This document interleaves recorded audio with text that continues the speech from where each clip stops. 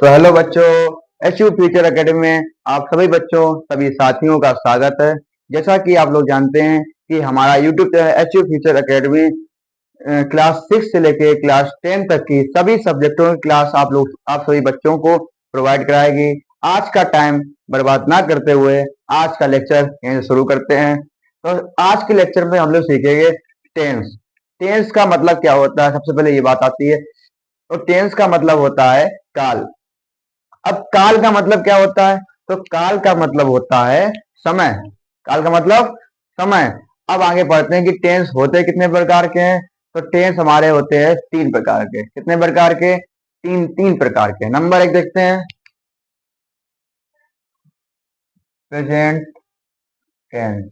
Number 1 present tense,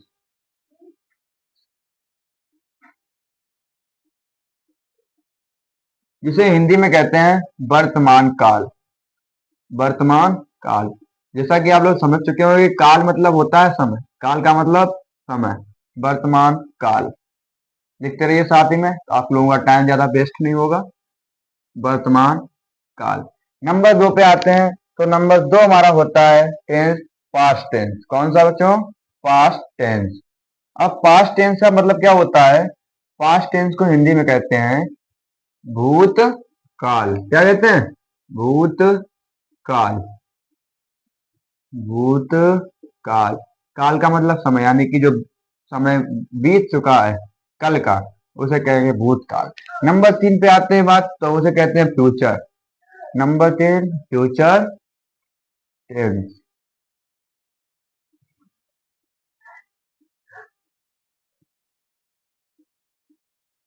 इसे हिंदी में कहते हैं भविष्य काल।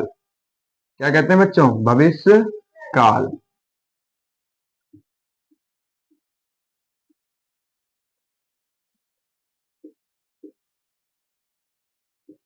अब इन तीनों टेंसों के बारे में इनकी हिंदी को समझेंगे कि इनका मतलब होता क्या है। तो वर्तमान काल आप लोगों को दिखाई पड़ रहा है। तो वर्तमान काल का मतलब होता है जो प्रेजेंट समय में इस टाइम जो कुछ भी हम लोग कर रहे हैं वो वर्तमान काल ही हमारा। दूसरी बात आती है कि भूतकाल। भूतकाल का मतलब वो होता है जो समय बीत चुका है। जो समय बीत चुका है उसे क्या कहेंगे? भूतकाल। आगे देखते हैं तीसरा। तीसरा मतलब फ्यूचर टेंस। फ्यूचर टेंस मतलब भविष्य काल। भविष्य काल क्या होता है? भविष्य काल का मतलब होता है जो हम लोग आगे करने वाले हैं, या अभी से कुछ समय बाद, या अभी से कल, परसों, 1 साल बाद, 2 साल बाद, कुछ भी आप लोगों ने सोच रखा है वो हमारा भविष्य ही होगा। ज्यादातर लोग कहते हैं कि सबसे पहले अपने भविष्य के बारे में सोचो, तो वही भविष्य होता है कि 1-2 साल बाद आप क्या करेंगे, 1 मिनट बाद क्या करेंगे। सीधा समझो। अब आगे आप लोगों को इसकी पहचान बता देंगे कि कैसे आप लोग पहचानेंगे ये भविष्य काल का है, ये वर्तमान काल का है, ये भूतकाल का है। तो आगे बढ़ते हैं, इनके पार्ट के बारे में पढ़ते हैं कि इनके पार्ट कितने होते हैं। इन तीन टेंसों के प्रत्येक के पार्ट कितने होते हैं, कौन कौन से होते हैं, तो उनके बारे में पूरी जानकारी पढ़ते हैं। तो सबसे पहले नंबर बात 1 पे आती है प्रेजेंट टेंस। नंबर 1 कौन सा? Present tense. नंबर 1 बात आती है प्रेजेंट टेंस। तो आप लिखते हैं प्रेजेंट टेंस के बारे में जानकारी। Number 1 present tense.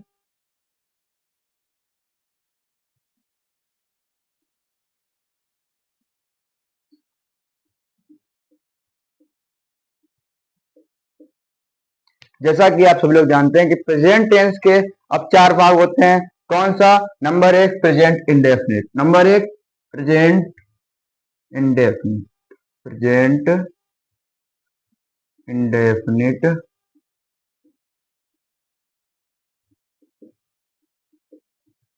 टेंस। इसका दूसरा जो पार्ट होता है वो होता है कॉन्टिन्यूअस का। तो प्रेजेंट कॉन्टिन्यूअस। प्रेजेंट कॉन्टिन्यूअस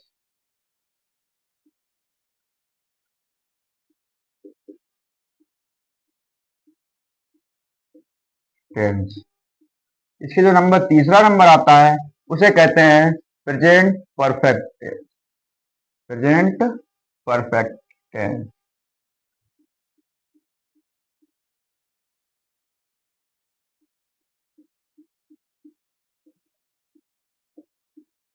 इसका चौथा पार्ट आता है तो वो होता है हमारा present perfect continuous. Present perfect continuous.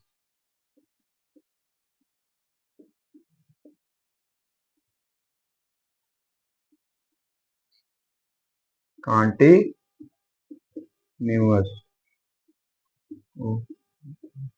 Tense.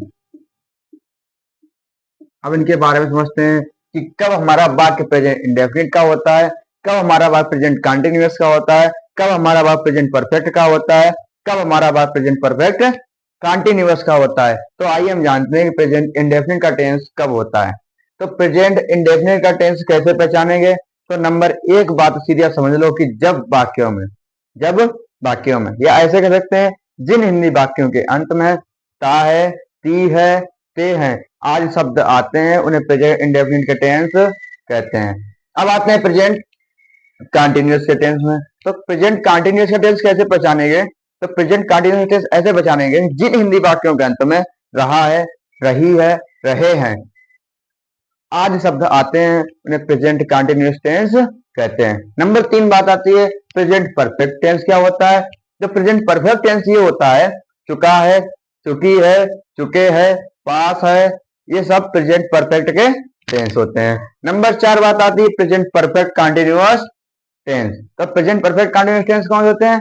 कुछ नहीं सोचना है, जो प्रेजेंट परफेक्ट का होता है चुका है, चुकी है, चुके हैं प्लस समय और इसमें आ जाता है। जो प्रेजेंट परफेक्ट कंटिन्यूअस का होता है उसमें क्या होता है? चुका है, चुकी है, चुके हैं प्लस समय और आ जाता है। चौथी बात ये पूरी खत्म हो गई। अब इसी प्रकार चलेंगे पास्ट टेंस में। चलो आगे बढ़ते हैं। अब इसी प्रकार से पास्ट टेंस में आगे बढ़ते हैं।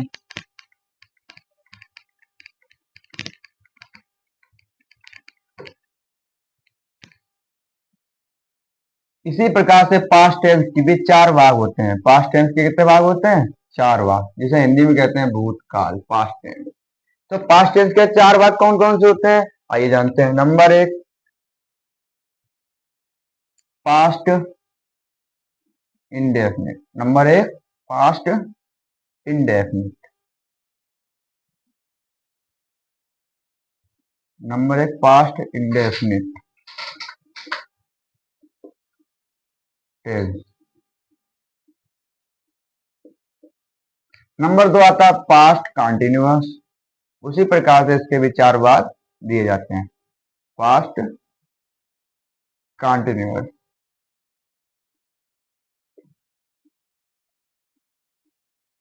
टेंस। इसी प्रकार नंबर तीन पे आते हैं तो वो होता है हमारा पास्ट परफेक्ट। कौन सा? Past perfect tense. इसी प्रकार नंबर चार पे आते हैं पास्ट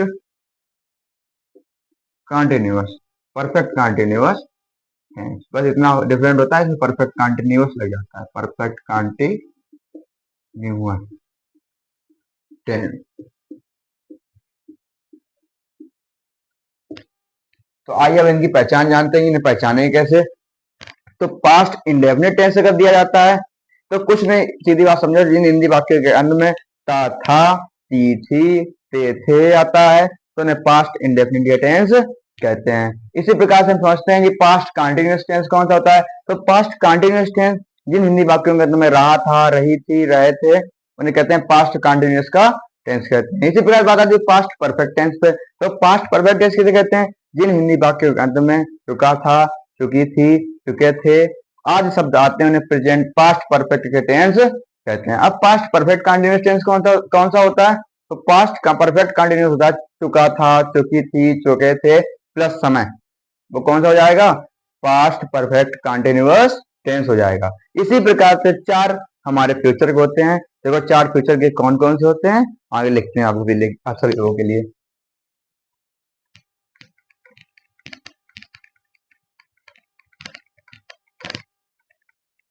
इसी प्रकार से चार हमारे फ्यूचर के भी होते हैं। फ्यूचर टेंस के भी चार भाग होते हैं। नंबर एक फ्यूचर इंडेफिनिट। नंबर एक future indefinite tense. Number 2 future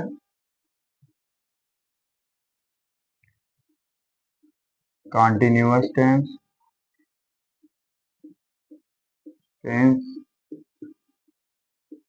इसी प्रकार से आपके फ्यूचर परफेक्ट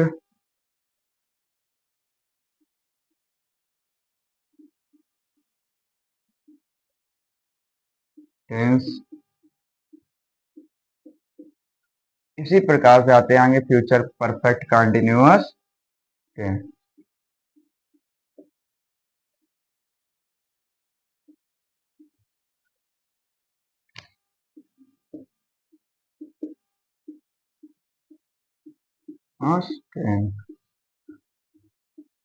अब इनके बारे में समझते हैं कि कब फ्यूचर इंडेफिनिट होगा, कब फ्यूचर कंटिन्यूअस होगा, कब फ्यूचर टेंस परफेक्ट टेंस होगा, कब फ्यूचर परफेक्ट कंटिन्यूअस होगा। तो फ्यूचर इंडेफिनिट जब होता है जब जिन हिंदी वाक्यों के अंत में या वाक्यों के अंत में गा गी गे आता है तो फ्यूचर इंडेफिनिट के टेंस कहलाते हैं। सहायक क्रिया के बारे में सभी की जानकारी हम आपको अगले वीडियो में देते हैं। चलो फ्यूचर कंटिन्यूअस समझते हैं। फ्यूचर कंटिन्यूअस टेंस क्या होता है?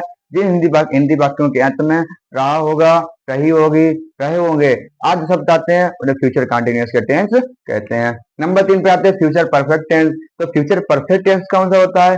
चुका होगा, चुकी होगी, चुके होंगे, वो कौन से टेंस होंगे हमारे? Future perfect tense. अब आती है फ्यूचर परफेक्ट कंटिन्यूअस पे। तो फ्यूचर परफेक्ट कंटिन्यूअस टेंस कौन सा होता है? चुका होगा, चुकी होगी, चुके होंगे प्लस समय।